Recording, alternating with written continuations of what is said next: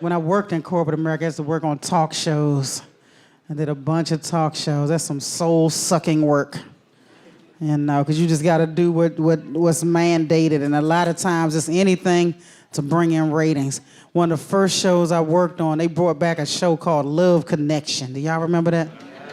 Love Connection. I'll be back in 2 and 2. Remember Love Connection? Ooh, boy, that job seemed like it was going to be a cinch, just hooking people up, two strangers. I used to love the show as a kid. They brought it back. So I get this lady. This lady is the nicest lady. She was a single mom because she had divorced her husband. And when I'm talking to her for the pre-interview, you could hear her two little daughters in the background. They want to press the microwave, and she was so patient with them. Okay, honey, go ahead and press it. You know, most mothers are like, don't you see me on the fucking phone?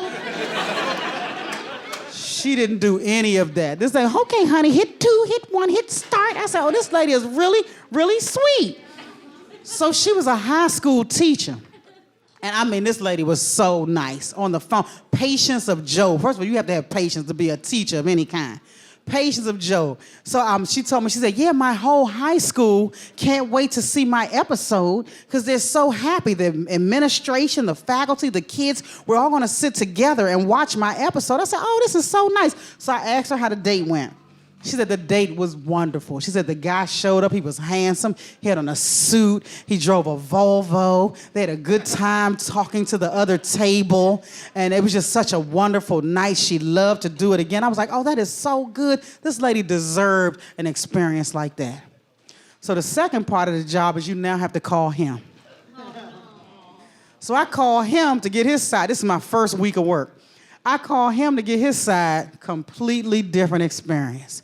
He was like, she shows up with this horrible-looking sundress on and these Birkenstocks.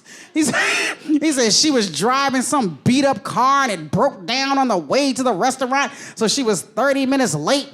He said, then when we get to the table, she's running her mouth to the other couples at the next table. I was so embarrassed to be seen with her. I can't wait till we go on the show so I can rip her a new one.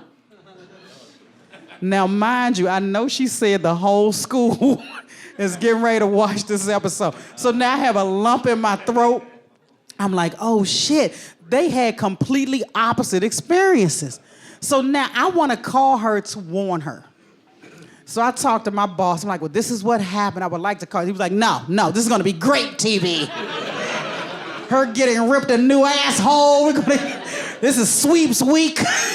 We're gonna fly through the ratings. I'm like, oh shit. Like I was like, that's when I realized I wasn't cut out for that show. That was just too much for me. If she didn't say that the high school kids were gonna be watching, I might have been a little bit better, but I'm like, they are gonna be laughing at this. He was so rude to her. So I couldn't say anything because I would have gotten fired. The episode airs and he is obnoxious as hell. I mean, he's saying even worse stuff than what he said to me on the phone. And she's sitting there looking like a deer caught, and she's had on them same fucked up Birkenstocks. But she, and that same Holly Hobby ass dress. But I was like, nobody needs to be treated like that. And Chuck Woolery was like, so do you want to go on another date?